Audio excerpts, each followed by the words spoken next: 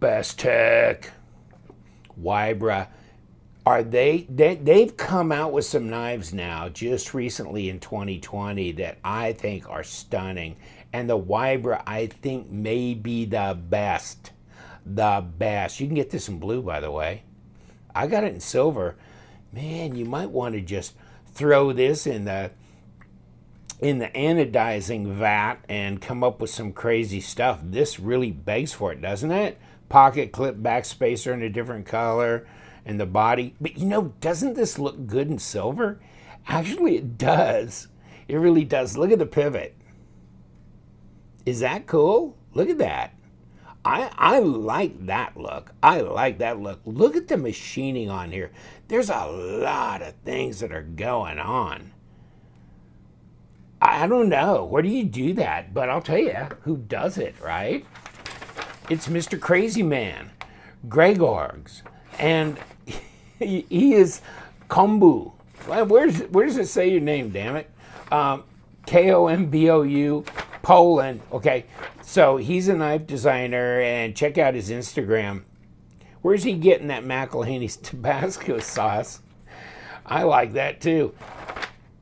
But this is, wow, this is a really good knife. And they don't have his information here. Nothing on the blade here. Or even with the Maruka, which actually I misspelled because I think if you go online, some of the retailers have it Murukka, and it's supposed to be Marukka. So Maruka. But this is a bigger knife. Check it out. Bigger knife. So the Wibra is super lightweight. This one's fairly light for its size, but the Maruka is, that's another damn good one that we're going to talk about later. But the Wibra, this is really lightweight, beautiful, and it does have a cutaway that you can finger flick. And it comes in a box. Yes, it does, like many knives do.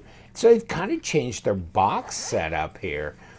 And in a pouch, zipper pouch, and then you've got two pockets here, one with a microfiber cloth and one with the plastic where the knife goes in, all that kind of stuff. So that's really cool. I kind of like this because this is really, that's a tough box, you know. So this is something, I mean, I ship knives all the time because I have knife sales and stuff like that. And it's nice to have something that's solid, that won't crush, you know, collapse in the mail. All right, so that's good. Plus then you got the pouch underneath that. So you got lots of protective layers, and you should, because this knife is not cheap. It's not inexpensive. It is 255 smackers. I got mine from White Mountain Knives. 10% off if you use the discount code LTK. And so, yeah, that's 25 bucks off. So there you go. It's 225 instead of 255. You can buy some beer with that difference, or take the wife out, let her supersize it as you go through the drive-thru.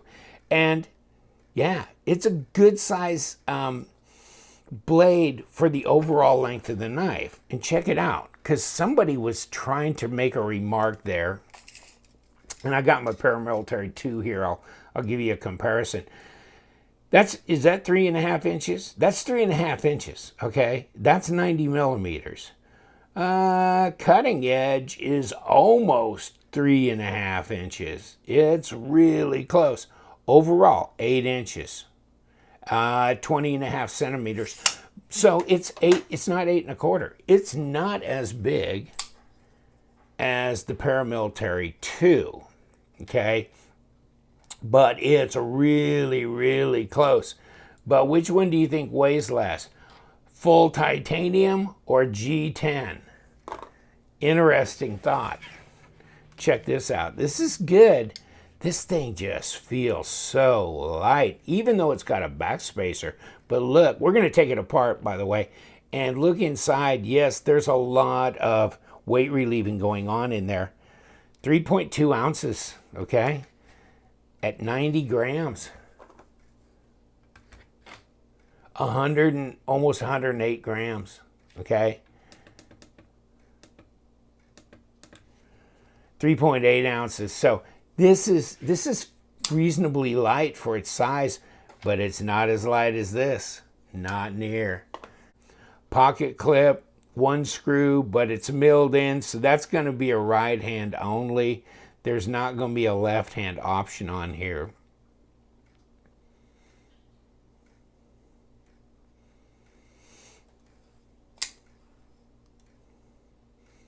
M390 blade. So, you know, are you paying $2 1/4 after discount? Yeah, you're getting M390.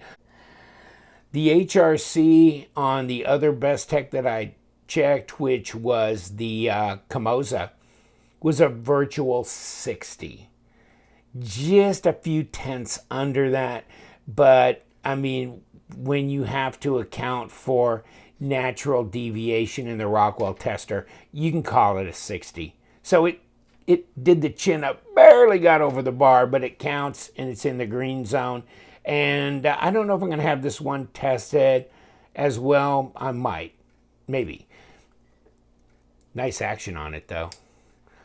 Design flows very nice. Of course, you got a great designer there, and that's all the blade length you can stuff in that handle. And that's what I was trying to say, is 8 inches overall, but you got a blade that's technically just a skosh longer than the Para 2, yet the overall length is a 1/4 inch shorter.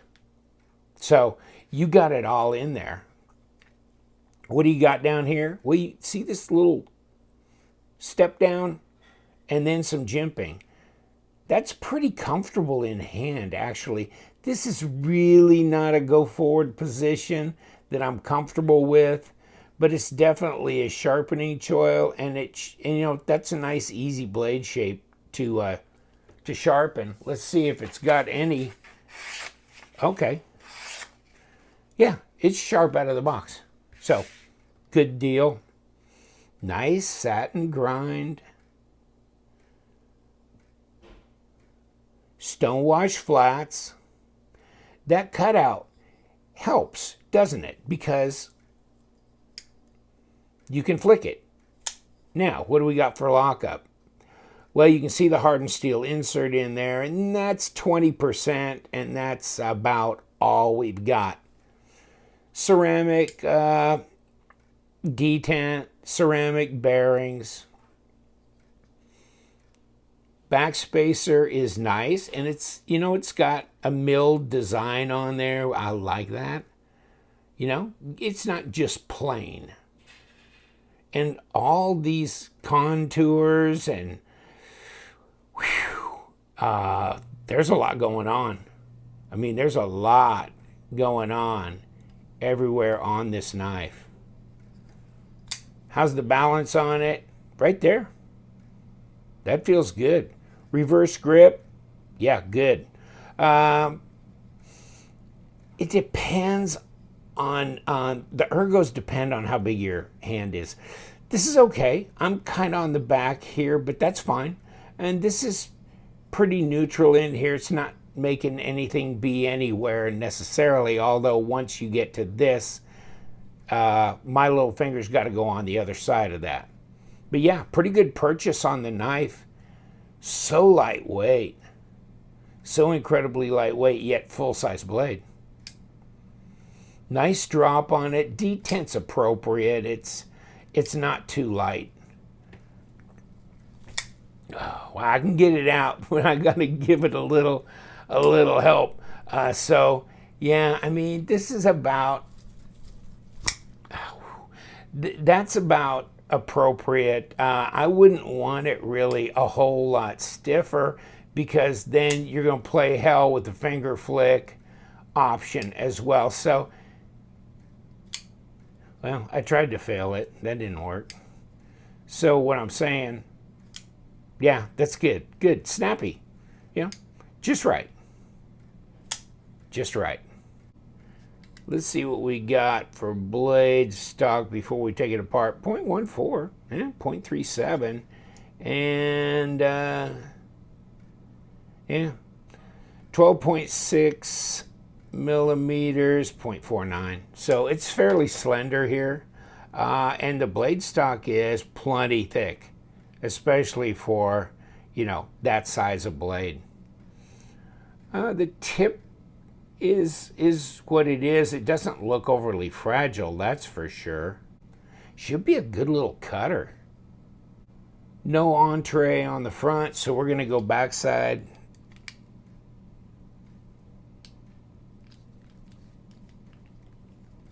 Ooh, that front was turning on me. Thank God my finger was enough to hold it in place to break this loose. Thank God they didn't get happy with the Loctite. That would not be good. So what do we got? These are number 8. Screws. Let's go see where we can get one out.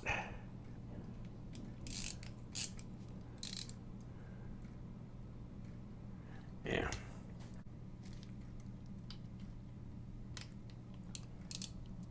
Okay, we got both sides turning here, so we're going to break it loose. Didn't take much, but both sides were turning. Which side is the screw going to come out on? Yeah, I guess we found that out right here.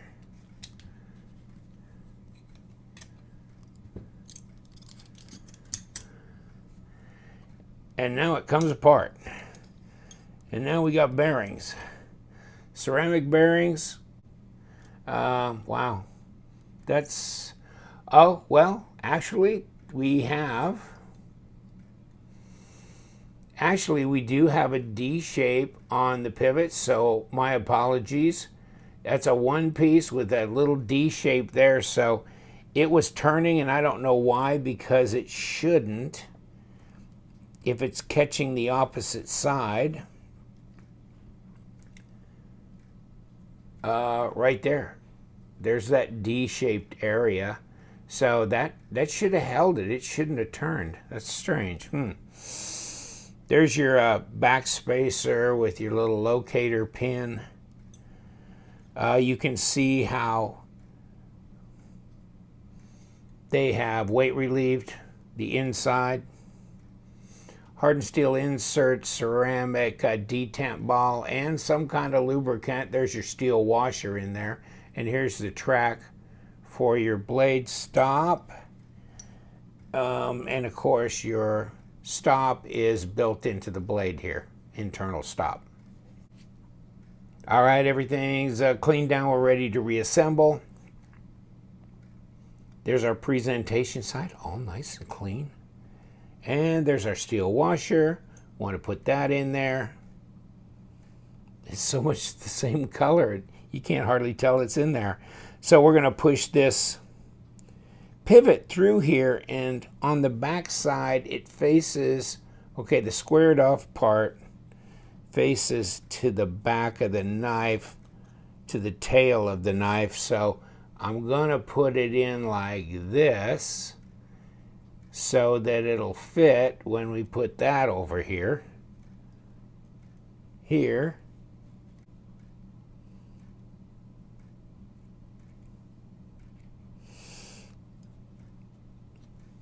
Got that one taken care of here. And what we need to do is get our back spacer reinstalled. Just like that.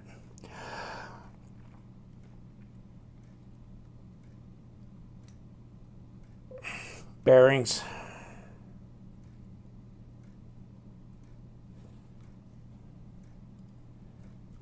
Washer over in the other side.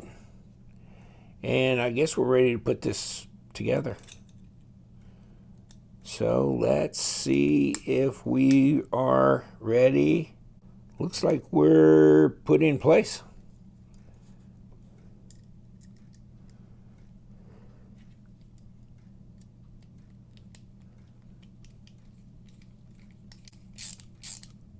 Okay, and our screw came out this side. So let's try and reinstall this. And no, we can't.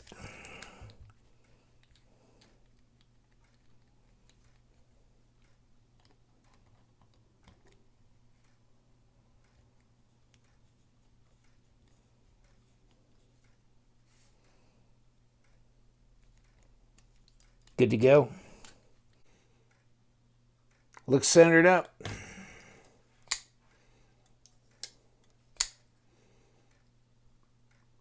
No play. Nice drop.